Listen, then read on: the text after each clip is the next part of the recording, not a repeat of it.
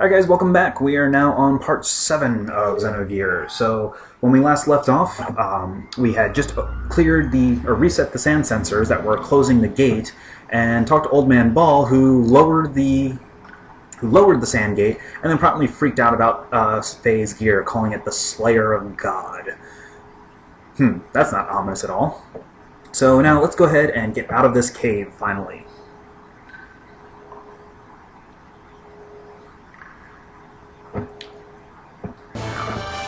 Before we do that, though, we have a couple of things to do. First, meet the Mayfly. This thing is annoying because it will attack characters. It also does quite a bit of damage and can reduce your armor, and I believe it also has a camera damage of the function as well.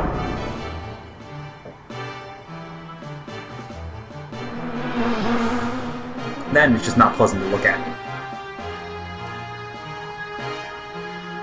But it will one-hit kill any characters it hits.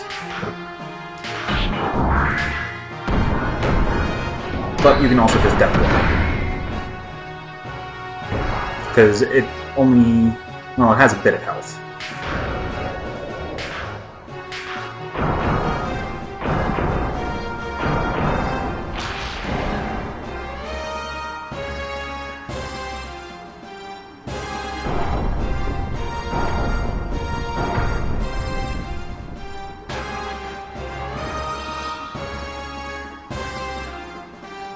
As you can see, it does a reasonable amount of damage.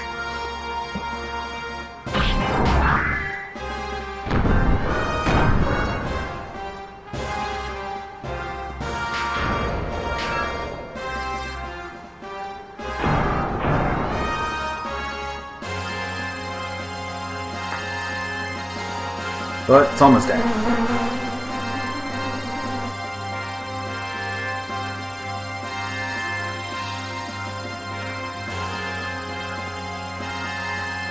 So as you can see, Faye now has an armor loss of 20%, because if you notice on the right-hand side of the screen, it actually shows the character's current status, their attack power.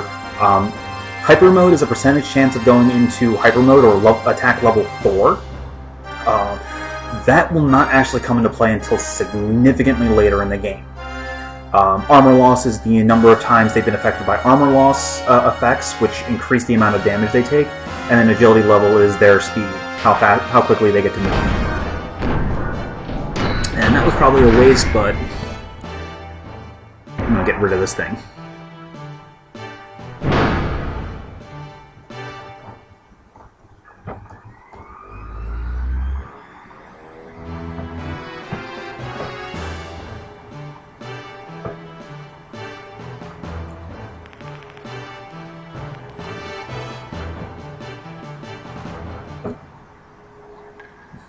Alright, so before we do anything, we actually need to get out of gears.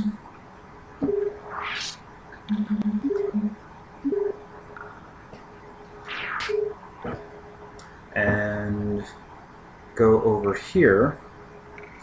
Yes, we need to get on the gondola because we need to hit a switch over on the other side.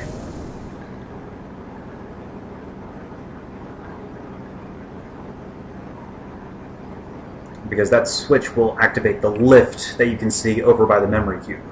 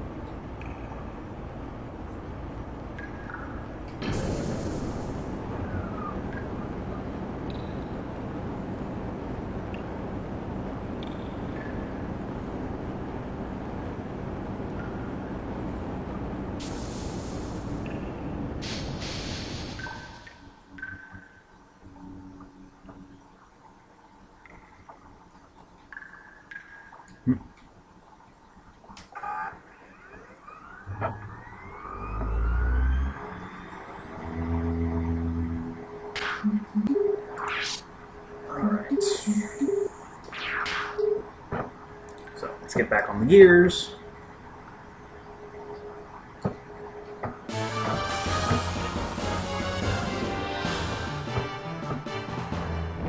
Fight another mayfly.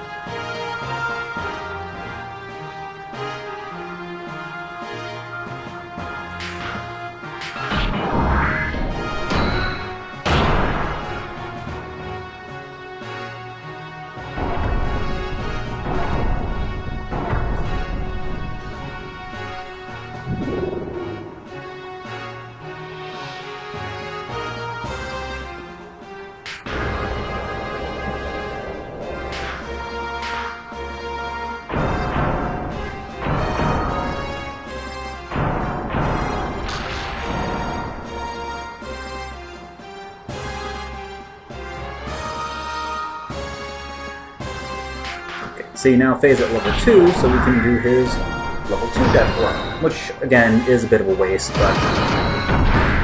or it's a bit of a waste of fuel at this point. We really want to save it for the boss, but I figured I'd just show it off now.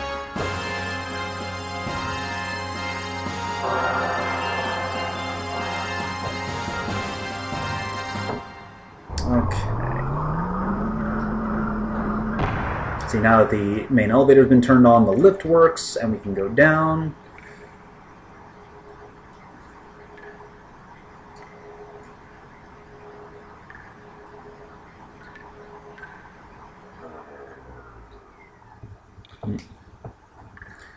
I strongly recommend saving here before you go any further, because the boss fight's going to be coming very shortly.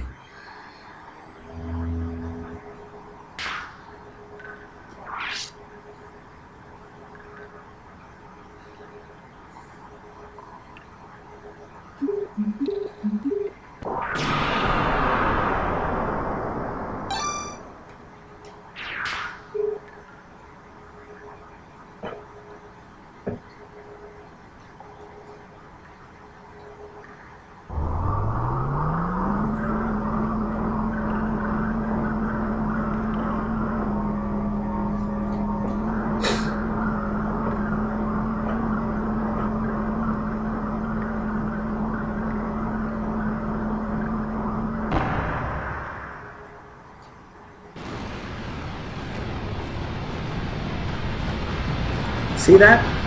Yeah, we have to fight that.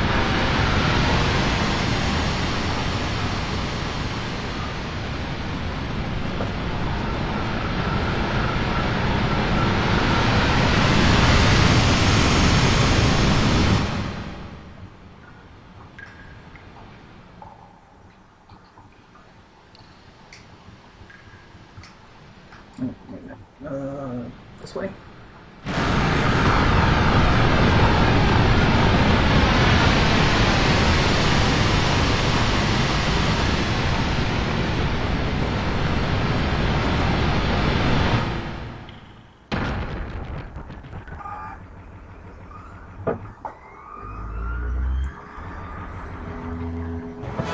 Alright, welcome to your first real boss fight, the Calamity armor.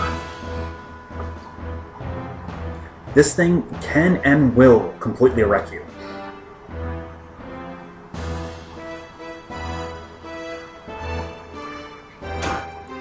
Now, as with most boss fights, the very first thing you should be doing is turning on Booster, because the extra speed will actually help.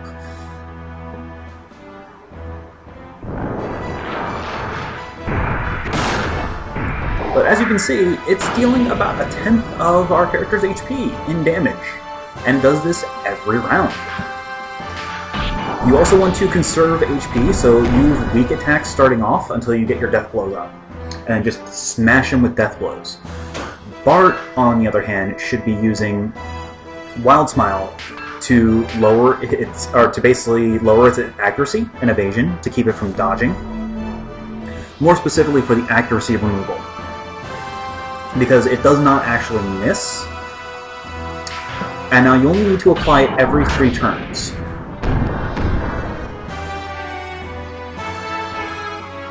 And you're not required to do a death blow when you initiate an action, so you can hit circle to cancel out an attack after the first one has been confirmed. This way you can save up. You can use weak attacks to save up for level 2 attacks.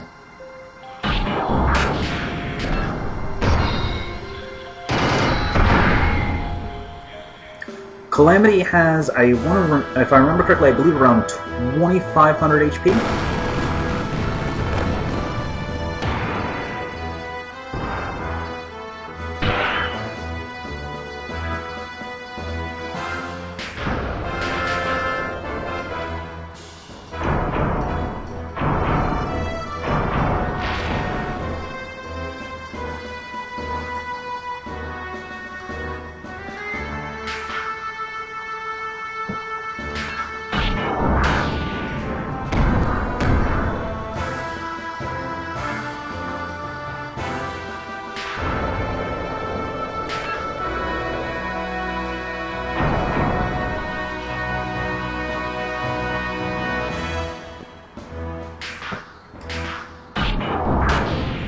So, basically, it's just rinse and repeat of poke, death blow, and making sure to have Bart reapply Wild Smile every 3 turns to keep Calamity from hitting you with the really heavy, nasty attacks. With gear-sized enemies, you can tell when they get when they're low on health because they'll actually start to droop or basically show like a weakened animation. Alright, so Calamity has done 2 attacks, so one on its next attack we'll need to reapply Wild Smile.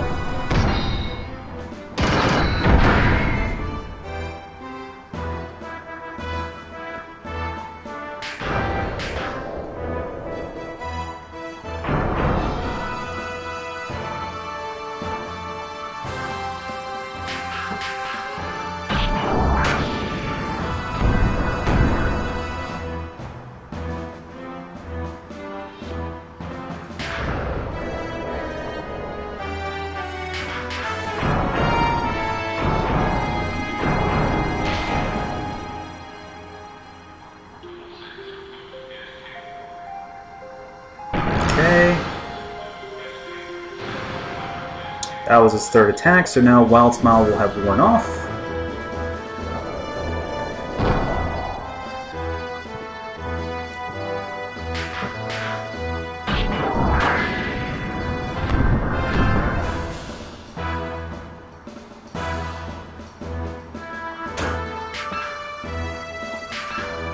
Reapplying a debuff while it's already on there does not reset the timer, it's just a wasted turn.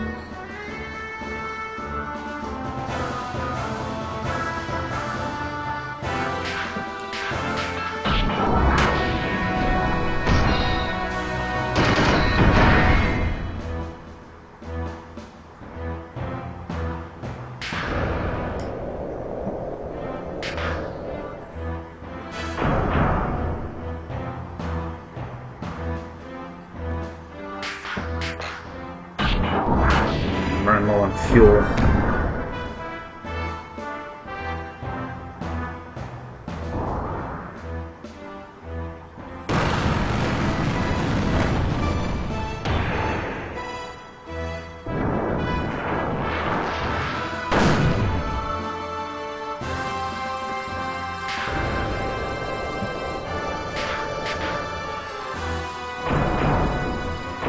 Now the funny thing is, had we gone back to Old Man Bal, he actually would still sell us gear parts and repair the gears, but we didn't actually go back in there, so you wouldn't. If you had gone back in there yourself, you would have seen that, which could be good if you were going to be doing some grinding before this fight.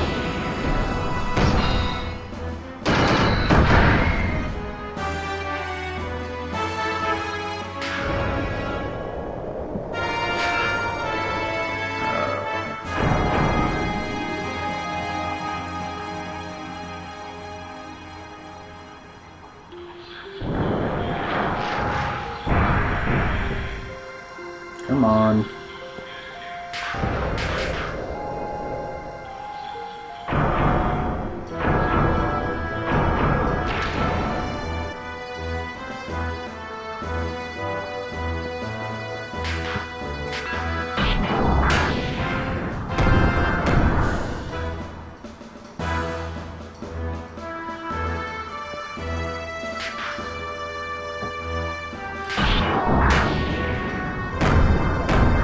Still got one more turn in you.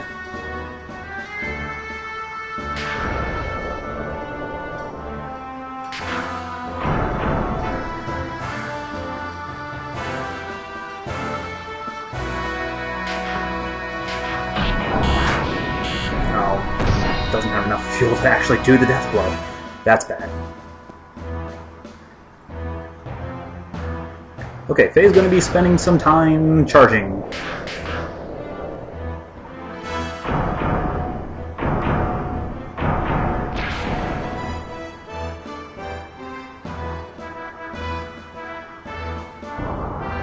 I believe Calamity is almost done.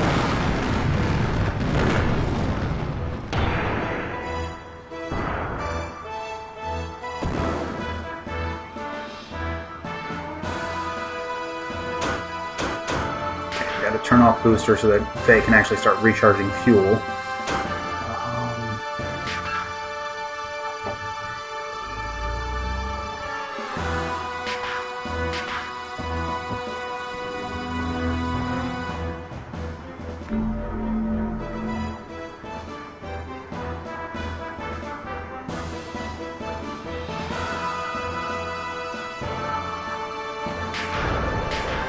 Bart's almost out of fuel too. This is bad.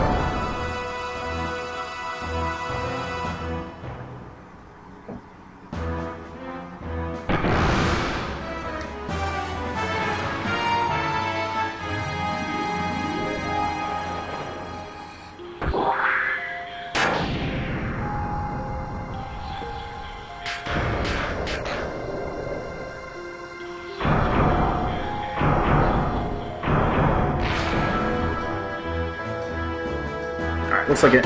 Oh, there we go. Yay, we beat it.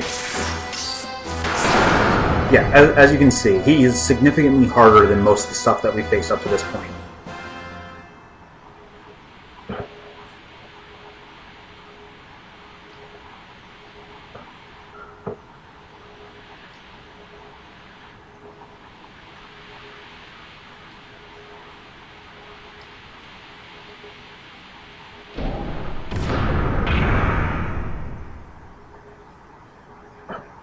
Oh, look, Calamity's still up.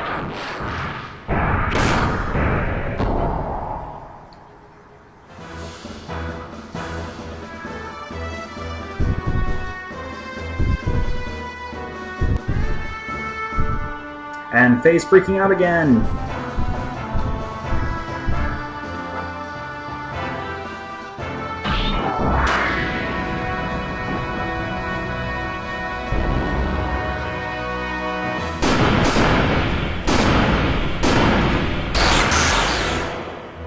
Now, what you just saw is actually a preview of things to come. That is the animation for one of Faye's hyper mode death blows, which you won't actually see until significantly later in the game, more specifically Disc 2.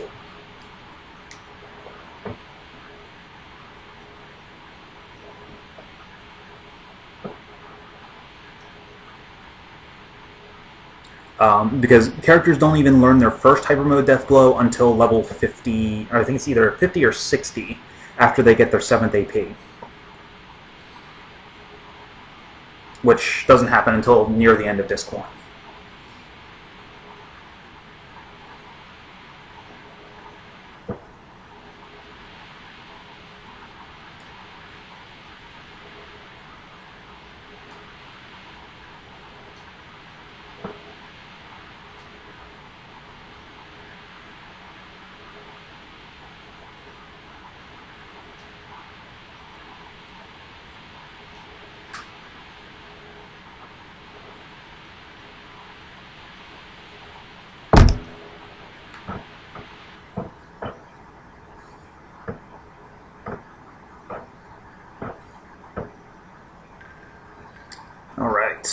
let's go ahead and get out of this cave. Can't remember. Is there a treasure chest over there? No. Okay. Waste of time.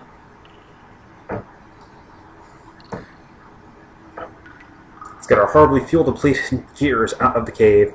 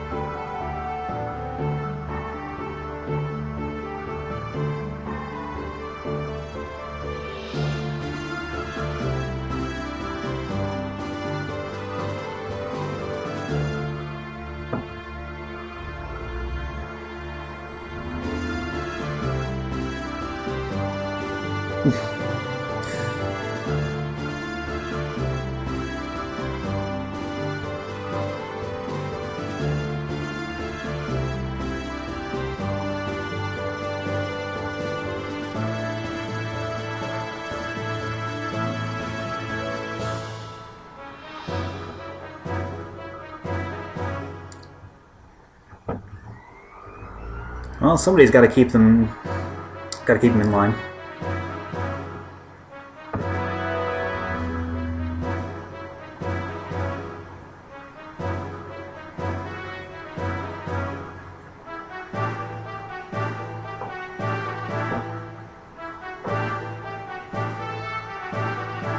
All right, welcome to the Yggdrasil. This is the sand cruiser that Bart and his sand pirates use to get around the desert of Ava and raid the soldiers for gears and parts and stuff. You can actually go each slot actually has its own little room that you can go into. And there's a mechanic there. And you can basically, it allows you to view the gear, and you can also hear a brief description of it.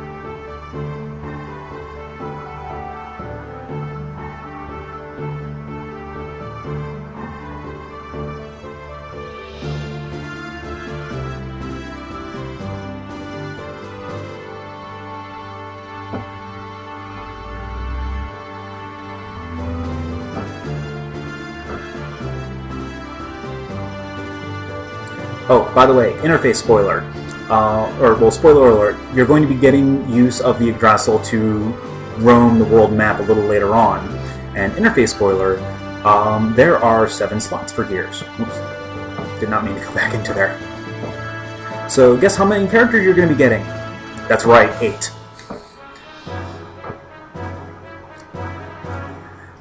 But we'll explain more about those specific characters as they show up. Because there is one character you get in your party who does not have a gear and has their own special method for fighting gear-sized enemies.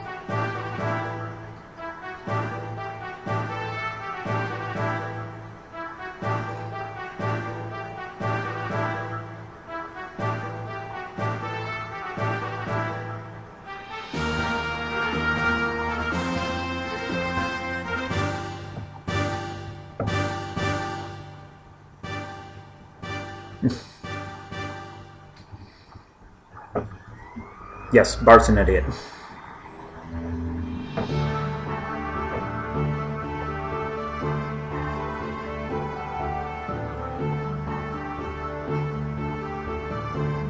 Now over here is the Yggdrasil Gear and Item Shop. The shop does update over the course of the game with new stuff as it goes through, so don't expect to just get low-level stuff at all times.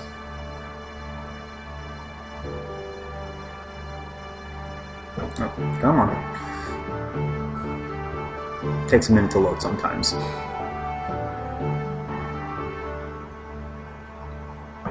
Oh wait, no, this is just the gear shop. The item shop's elsewhere in there, but we can go ahead and tune up. We don't need to restore fuel just yet, but we can upgrade the engine, new frame, and new armor.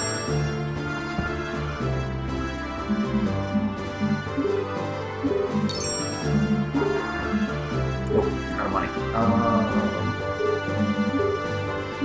Let's go ahead and sell off all this stuff.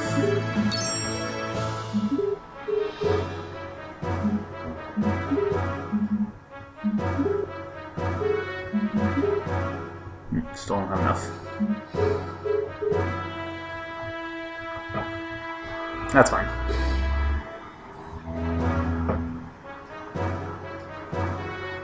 We're not actually going to be using Brigand Gear for a while anyway.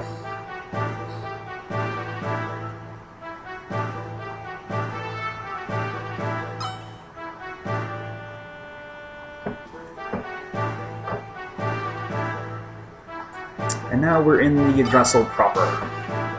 So we can explore, meet new people. There's no one here yet.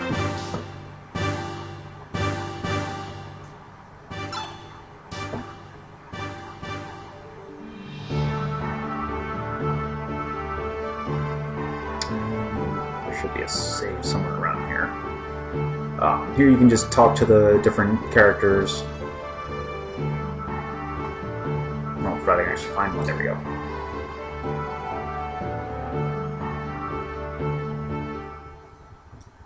And yes, the Yggdrasil has a free inn aboard, so take advantage of it while you have access to it.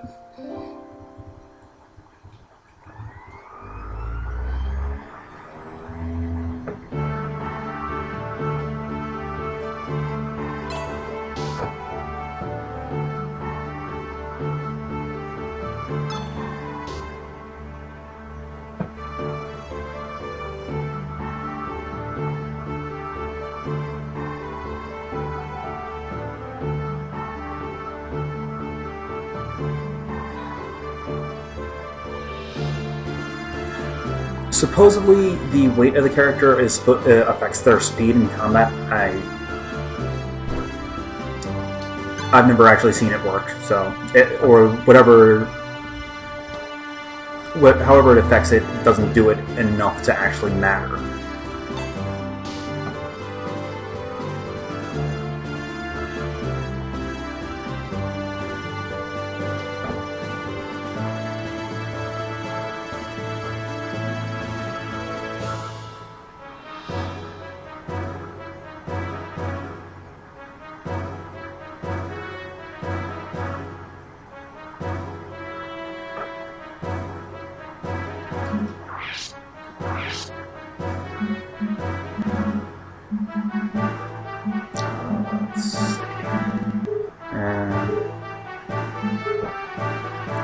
Yeah, we don't need to sell anything right now.